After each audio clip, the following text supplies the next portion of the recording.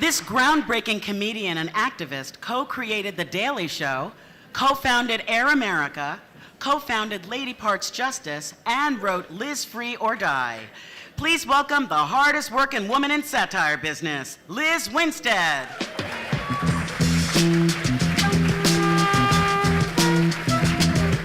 Thanks. I dress like Maude for Norm. Feeling good about it.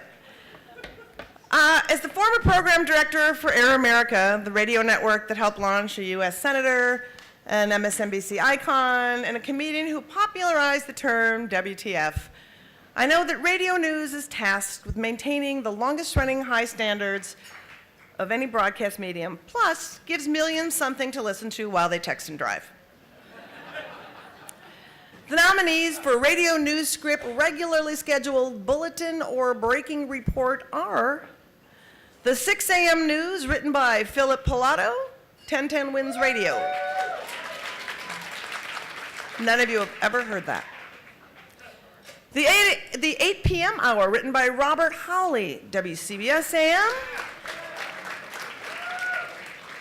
New York City loses a radio news legend, written by Bill Spadaro, CBS Radio, 1010 Wins. World News This Week, written by Andrew Evans, ABC News Radio. And the award goes to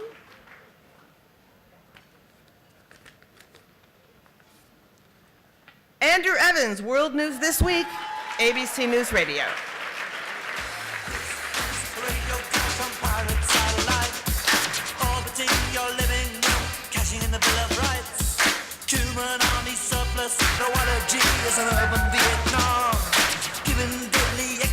Thank you. It was a bit of a hike downstairs, but thank you so much.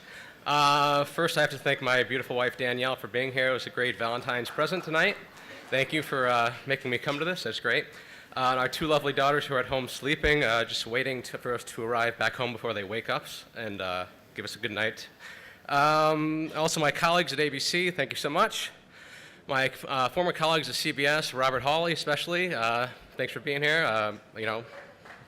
Thanks. And just to the Writers Guild, thank you so much for doing the hard stuff to allow us to do the creative stuff that we do so well. Thank you so much.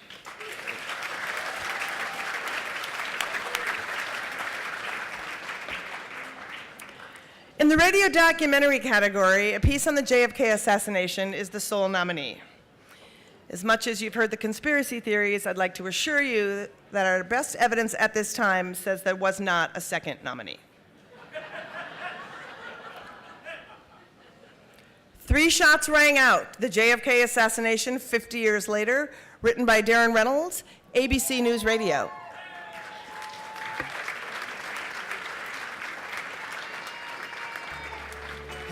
And the award goes to, hey, let me say the name, music. Darren Reynolds, 3 shots rang out. The JFK assassination 50 years later, cue the music. There it is. Chances grow thinner, for there's no hiding place. I was coming down here, I thought, man, that would have sucked if I'd have lost. That's only probably up there. Hey, I want to thank Diane Sawyer. She put her awesome talents to the voice behind the words, so thank you. I know she's not here tonight, but thank you, Diane. I want to thank ABC and the Guild. I want to say happy Valentine's Day to my wife, Jenny, upstairs. She was the mom and dad for a few weeks while I was writing this, so I thank you for that. And I want to thank the people, especially the men, because it was all men back in 1963. It was a long weekend in 1963 at that pivotal moment in America where they described with such vivid imagery and did just the perfect blend of urgency and compassion. And for that, this program was possible. So thank you.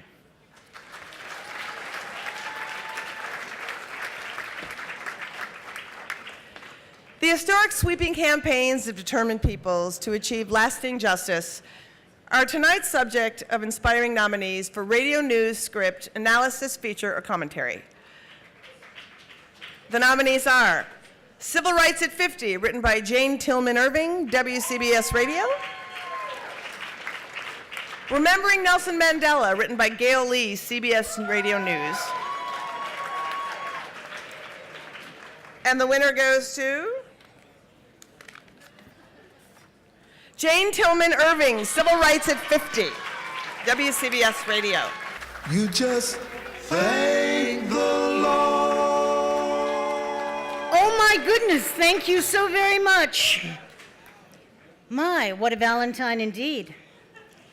Civil Rights at 50 is my story because I would not be here, as you well know, if it were not for those brave men and women who challenged the system.